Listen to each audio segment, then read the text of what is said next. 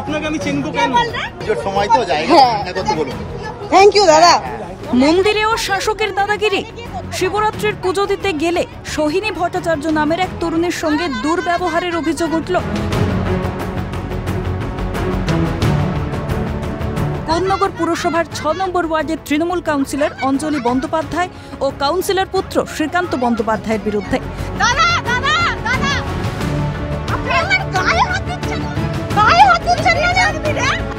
পাশাপাশি ঘাড় ধাক্কা দিয়ে বের করে দেওয়া হলো ভক্ত তথা প্রতিবাদী যুবককে।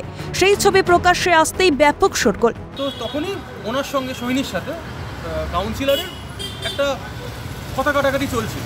তো যখন উনি আর ওনার সাঙ্গপাঙ্গরা সোহিনীর ওপর চড়াও হবার চেষ্টা করে, তো তখন আমি ওনার সঙ্গে কথা বলি যে আপনি কেন বলছেন।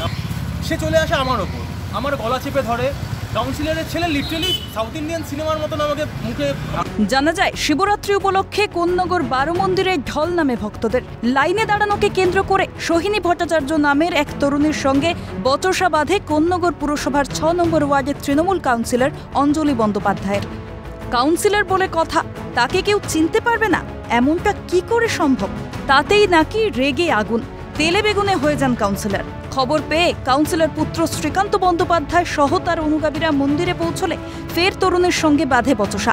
অভিযোগ, যুবতীকে হেনস্থা হতে দেখে প্রতিবাদ করলে প্রতিবাদী যুবক শান্তনু নাথের উপর চড়াও হয়ে গলা ধাক্কা দিয়ে বের করে দেয় কাউন্সিলর পুত্র। সেই ঘটনা মোবাইল বন্দি করতে গেলে মোবাইল ছিনিয়ে নেওয়ার চেষ্টা করেন কাউন্সিলর। যদিও বহিরাগত বলে দাবি করে পাল্টা অভিযোগকারীদের বিরুদ্ধে মন্দিরে বসে মদ গাঁজা খাওয়ার অভিযোগ তুলেছেন কাউন্সিলর ও তার পুত্র। তো এখানে কি করছিস, এখানে দাঁড়াবি না, চল চল ফোর্ট এখান থেকে। আমি এটাকে আপনাকে আপনি আমার সঙ্গে এরকম ভাবে কথা বলছেন কেন? তখন উনি আমাকে বলেন তুই চিনিস আমি কে, আমাকে জানিস? এবার আমি ওনাকে স্বভাবতই বলি আমি সত্যিই ওনাকে চিনি। আমি ওনাকে বলি যে না আমি চিনি না আপনি কে। নিয়ে এটা নিয়ে তর্কাতর্কি শুরু হয়। ওনার সঙ্গে আরেকজন ভদ্রলোক ছিল, উনি তর্কাতর্কি শুরু করতে এবং ভদ্রমহিলা আমাকে বাজে কথা বলতে।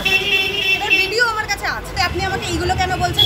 ওনার ছেলে তখন ওখানে ঢোকে বলে বেশ করেছে বলেছে, দেখবি তোর মাকে নিয়ে একটা প্রচন্ড নোংরা কথা বলে। সেখান থেকে ঝামেলাটা শুরু হয়। সেটা হচ্ছে বাইরে থেকে এসেছিল, আর আমাদের এখানকার কেউ নয়, একটা ছেলে একটা মেয়ে, এই দুটোই করেছে। এই দুজনই ওরা এসে অশান্তি করছিল, চাঁদা তুলছিল, মানে পেছনে বসে গ্যাজা খাচ্ছিল।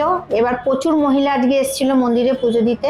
মহিলাদের আত্মরক্ষার জন্য আমি তখন একটা প্রতিবাদ করি। কয়েকজন বহিরাগত এসে ওখানে চাঁদা কাটছিল, একটি বোন এবং একটি ভাই। তাদেরকে যখন গিয়ে মা বলে যে ভাই তোমরা এখানে চাঁদা কেন কাটছো, না ভাই আমরা আপনি কে কৈফত কেন দেবো, এই নিয়ে একটা হট্টগোল পরিস্থিতি তৈরি হয়। আমি মারপিট করেছি, ওইসব কোনো ব্যাপার নেই, আমি ধরে পরিষ্কার ঠেলে বের করে দিয়েছি। কি ভিডিও আমি জানি না। দিদির অনুপ্রেরণায় কোন্নগরের মানুষ আরও এক দিদির দিদিগিরি দেখতে পেল কটাক্ষ বিজেপির। একটা অদ্ভুত ব্যাপার, দিদির অনুপ্রেরণায় কোন্নগরের মানুষ এখানকার এক দিদির দিদিগিরি দেখতে পেল। গোটা পশ্চিমবঙ্গ জুড়ে হিন্দুদের ওপর আক্রমণ, হিন্দু পুণ্যার্থীদের আক্রমণ চালাচ্ছে এই সরকার। পরবর্তীতে থানার দ্বারস্থ হন সোহিনী ও প্রতিবাদী যুবক শান্তনু। তবে কারণ যাই থাকুক না কেন, দেবতার স্থানে এই ধরনের অপ্রীতিকর ঘটনা কখনোই কাম্য। মন্দির দর্শনার্থী বা ভক্তদের জন্য উন্মুক্ত, সেখানে বহিরাগত তত্ত্ব খাড়া করা কি সমীচীন? Pritam Sadhukar report, Calcutta news.